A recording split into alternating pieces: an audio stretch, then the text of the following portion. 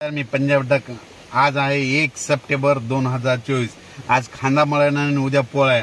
आपण सांगितलं होतं की पोळ्यापासून राज्यात खूप पाऊस पडणार आहे आणि मी या ठिकाणी आहे माझ्या शेतामध्ये।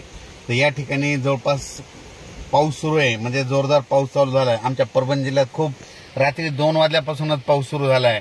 कालच एक मेसेज टाकला होता की राज्यामध्ये म्हणजे बऱ्याच ठिकाणी रात्री मध्यरात्रीला पाऊस सुरू होणार आहे, म्हणून हा अंदाज लक्षात घ्यायचा।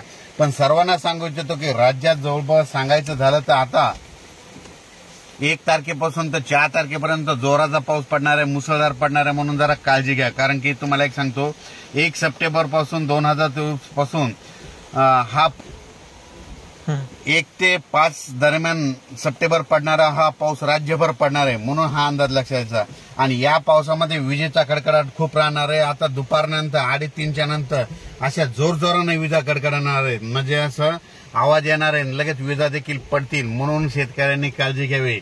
शेतामध्ये विजा चमकत असताना झाडाखाली थांबू नये, म्हणून हा अंदाज लक्षात घ्यायचा। त्याच्यानंतर राज्यात खूप जिल्ह्यात 4 सप्टेंबर पर्यंत मुसळधार पाऊस पडणार आहे।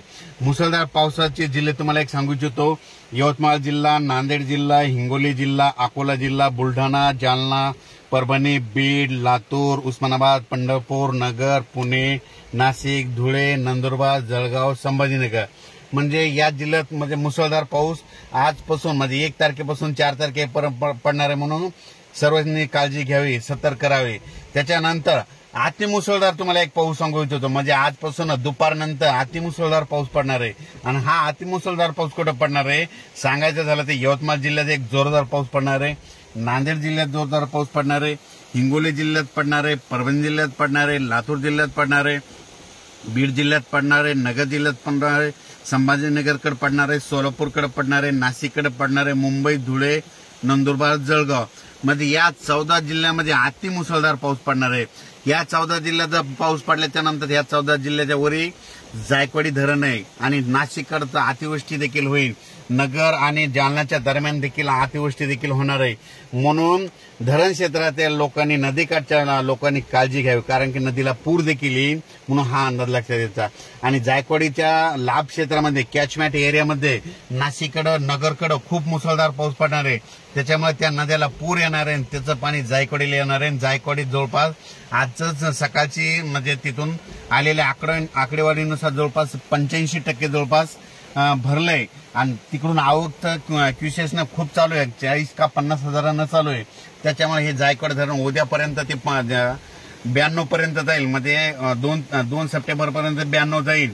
आणि त्याच्यानंतर आणि उद्या आज रात्रीचा पाऊस पडला तर त्याच्यात पुन्हा आणखीन फ्लो जास्त वाढणार। 1.5 लाख क्युसेसनं जर पाणी आलं तर जायकवाडीचं पाणी सोडावं लागणार आहे। जायकवाडीचं पाणी सोडल्याच्या नंतर जायकवाडीच्या खाली जवळपास 12 बंधारे आहेत मोठे मोठे नांदेडपर्यंत, ते बंधारे सगळे कोरडे येतं, ते देखील हे पाणी सोडल्यामुळे हे भरून जाते आणि सगळ्या परभणी जिल्हा असो, नांदेड जिल्हा असो, जालना जिल्ह्यातल्या शेतकऱ्याला या पाण्याचा फायदा होणार आहे।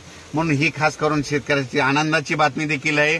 पण पाणी सोडल्याच्या नंतर काही जणांच्या शेतात पाणी देखील जाईल, शेतकऱ्याच्या पाईपलाईन देखील आहे, त्यांनी तुम्ही आजच पाईपलाईन मोटर असेल तर काढून घ्या, नसेल तुमच्या वाहून जातील, म्हणून हे देखील लक्षात घ्यायचं। राज्यात हा पाऊस, राज्यातली परिस्थिती बघितली तर समजा राज्यात देशात बघायचे तर हा पाऊस तेलंगणात खूप पडणार आहे, आंध्रात खूप पडणार आहे, सगळ्यात जास्त मराठवाड्यात पडणार आहे, उत्तर महाराष्ट्रात पडणार आहे, मध्य प्रदेशला पडणार आहे, गुजरातला पडणार आहे, राजस्थान, उत्तर प्रदेश, आंध्र प्रदेश पडणार आहे। आणि तुम्हाला एक सांगू इच्छितो, हे जायकवाडी धरण आहे, हे जवळपास 85% भरलंय आणि त्याच्या कॅचमेंट एरियात बी पाऊस पडणार आहे। त्याच्यानंतर मांजरा धरण आहे, मांजरा धरणाचे कॅचमेंट एरिया म्हणजे लाभ क्षेत्रामध्ये तिकडे उस्मानाबाद तिकडल्या भागात खूप पाऊस पडणार आहे, त्याच्यामुळे नदीला पूर येणार आहे मांजरा, त्याचं पाणी त्या धरणाला आहे। त्याच्यानंतर सिद्धेश्वर धरण जवळपास 60 का 62% झालेलं आहे, तर त्या सिद्धेश्वर धरणाच्या लाभ क्षेत्रामध्ये पाऊस पडणार आहे, त्याची देखील 75-80 पर्यंत जाईल। त्याच्यानंतर येलदर धरण 40-42% आहे, येलदर बुलढाण्याकडे, अकोल्याकडे तिकडे पाऊस पडणार आहे, त्याच्यामुळे लाभ क्षेत्रात पाऊस पडल्यामुळे येलदरी धरणाला देखील पाणी येणार आहे, म्हणून ही त्यांच्यासाठी आनंदाची बात आहे। त्याच्यानंतर आमच्या परभणी जिल्ह्यामध्ये दुधना धरण आहे, या दुधना धरणाच्या मध्ये जालन्याकडे मुसळधार पाऊस पडणार आहे, त्याच्यामुळे त्या दुधना नदीला पूर येणार आहे आणि त्याचं पाणी आमच्या दुधनाला येणार आहे, म्हणून हे आमच्या परभणी जिल्ह्यातल्या सेलू तालुक्यातल्या आणि परभणी पूर्ण ह्या भागातल्या शेतकऱ्यासाठी ही पण आनंदाची बातमी, म्हणून हे देखील लक्षात घ्यायचं। तर सर्वांना सांगू इच्छितो की ह्या 5 दिवसामध्ये जोराचा पाऊस पडणार आहे, ओढे नाले वाहणारा पाऊस पडणार आहे.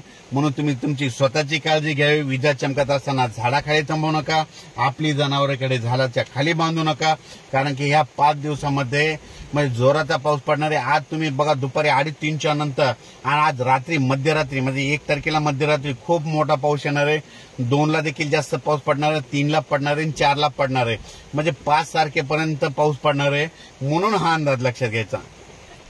1 सप्टेंबर ते 5 सप्टेंबर दरम्यान म्हणजे पाथर्डी भागामध्ये करंजी घाट आहे, त्या करंजी घाटाच्या आसपासच्या एरियामध्ये छोटे छोटे तळे आहेत, ते पुन्हा आता परत भरून ओसंडू लागतील. म्हणून हे करंजी घाटातल्या सर्व शेतकऱ्यांनी बीड जिल्ह्यातल्या लक्षात द्यायचं. गेवराई भागामध्ये छोटे छोटे तळे काही भरायचे राहिले ते देखील भरून जातील. त्याच्यानंतर जालना जिल्ह्यामध्ये रोयलागड हे म्हणजे दुष्काळ पट्ट्याचा एरिया, म्हणजे पाऊस पडत नाही त्या रोयलागड भागात, तर त्या ठिकाणी जे तळे येतात ते देखील ह्या म्हणजे आज उद्या ह्या 3 दिवसाच्या पावसात मुसळधार पावसामध्ये भरून जातील. म्हणून त्या रोयलागड क्षेत्रातील सगळे त्यांच्यासाठी आनंदाची बातमी. त्याच्यानंतर गंगापूर, वैजापूर, कन्नड, माहोरा, धाड, भोकरदन, सिल्लोड या भागामध्ये छोटे छोटे खूप तळे येतात. तर त्या तळे काहीतरी भरायचे राहिले होते, तर आता ह्या उद्याच्या पावसात म्हणजे 1 ते 5 सप्टेंबरच्या पावसात ते देखील भरून जातील. म्हणून हा अंदाज लक्षात घ्यायचा. सांगायचं झालं तर राज्यामध्ये आता 5 तारखेपर्यंत जोरदार पाऊस पडणार आहे. म्हणून हे सगळ्यांनी अंदाज लक्षात द्यायचा. अचानक वातावरणात बदल झाला तर लगेच एक मेसेज दिलं जाईल. पण सर्वांना एक विनंती की विजा चमकत असताना आणि त्याच्यानंतर झाडाखाली थांबू नका. आता नदीला पूर येणार आहे, पूर आल्याच्या नंतर आगोरी द्या करू नका, पुलाच्या फरशीवर पाणी आल्यास पुढे जाऊ नका. म्हणून हे देखील सर्वांना कळकळीची विनंती आहे. आणि मी आज हे जे अंदाज दिलेला आहे हे माझ्या शेतामधून देत आहे. आणि हे परवा दिवशी आम्ही 30 ऑगस्टला आम्ही हे झाडं लावले होते. आम्हाला माहित होतं 31 आणि 1 तारखेला पाऊस येणार आहे, म्हणून हे सगळे झाडं आम्ही रोडच्या बाजूला लावलेले आहेत. म्हणून हे देखील ह्या अंदाजामध्ये सांगतो. अचानक वातावरणात बदल झाला तर लगेच एक मेसेज दिला जाईल. धन्यवाद.